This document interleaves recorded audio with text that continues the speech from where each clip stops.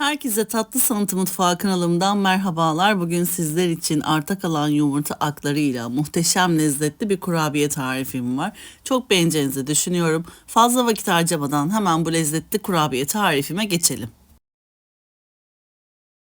Tarifimize geçmeden önce yumurtalarımızı oda sıcaklığında bekletmemiz çok önemli. Oda sıcaklığında beklemiş 3 adet yumurta akını uygun bir kabın içerisine kıralım.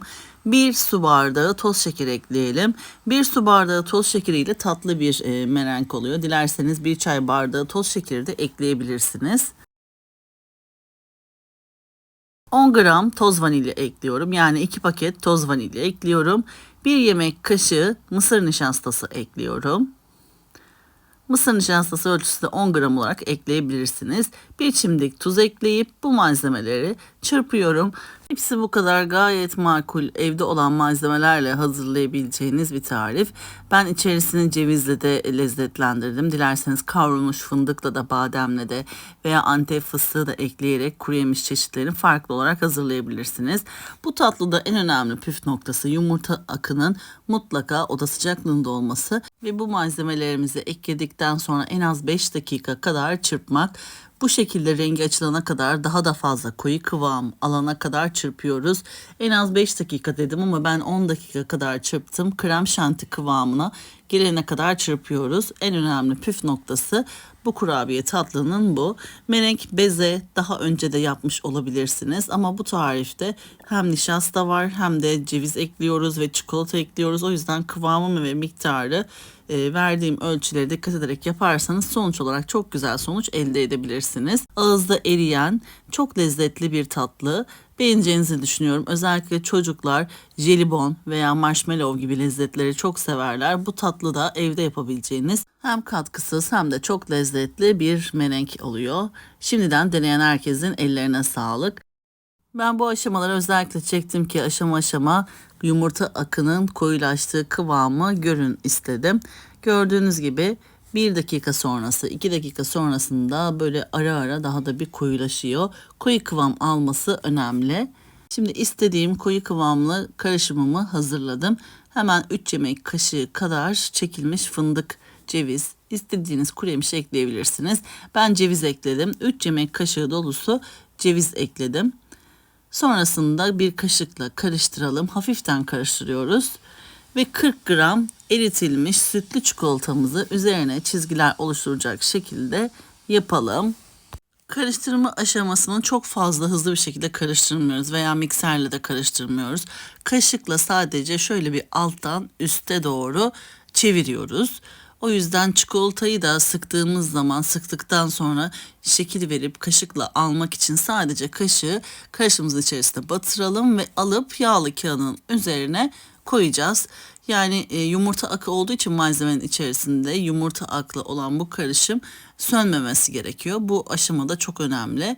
Şöyle bir ilk önce bir karıştırıyorum. Gördüğünüz gibi alttan yukarıya doğru çevirerek birkaç hamle yapın ve bırakın. Sonra tekrardan eritilmiş çikolatamızı üzerine ince bir şekilde sıkacağız. Çok ince bir şekilde sıkıyoruz. Çizgiler oluşturuyoruz. Gördüğünüz gibi tekrardan çok ince bir şekilde çikolatamı sıkıyorum.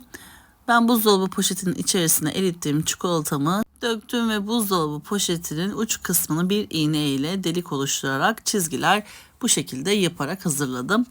Dilerseniz sıkma torbasının içerisine koyarak da yapabilirsiniz. Görüntü olarak piştikten sonra çok güzel gözüküyor. O yüzden bu yöntemle yapmanızı tavsiye ederim. Dilerseniz sütlü çikolata yerine bitter çikolata da eritip bu şekilde hazırlayabilirsiniz. Benmari usulü çikolata nasıl eritilir hemen kısaca bahsetmek istiyorum. Bir cezvenin yarısına kadar su ekleyelim. Üzerine bir kase koyalım. Kasenin içerisine 40 gram çikolata kıralım. Sonrasında ocağımızı kısık ateşte açarak suyun buharında çikolatalarımızı eritelim. Hepsi bu kadar. Eridikten sonra poşetin içerisine alıp üzerine sıkıyoruz. Ben bu malzeme ölçüleriyle tam 16 adet cevizli çikolatalı merenekler elde ettim. Daha fazla yapmak isterseniz tüm malzeme ölçülerini yarı olarak artırın. Daha fazla sayıda elde edebilirsiniz. Büyük boyutlarda yapmak istediğim için bu şekilde büyük bir yemek kaşığıyla hazırlayarak yağlı kağıdın üzerine koydum. Daha da küçük hazırlamak isterseniz bir tatlı kaşığıyla da küçük küçük porsiyonluk olarak mereneklerinizi hazırlayabilirsiniz. Fırınımızı önceden ısınmış 100 derecelik fırın ayarında tam 1 saat kadar mereneklerimizi pişireceğiz.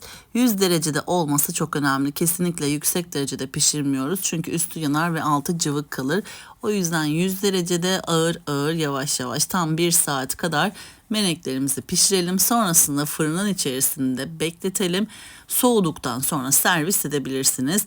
Eğer 1 saatin içerisinde hala cıvıksa menenginiz bir 20 dakika kadar daha tutabilirsiniz. Yani 1 saat 20 dakika kadar. Ben fırınımda tam 1 saat tuttum ve bu şekilde gördüğünüz gibi üzeri ince bir tabaka halinde çıtır çıtır oldu. İçerisi de böyle ağızda dağılan güzel kıvamlı bir merenk oldu. Şimdiden deneyen herkesin ellerine kollarına sağlık. Sizler yakından tatlımızın iç dokusunu izlerken ben de sizler için küçük bir hatırlatmada bulunmak istiyorum.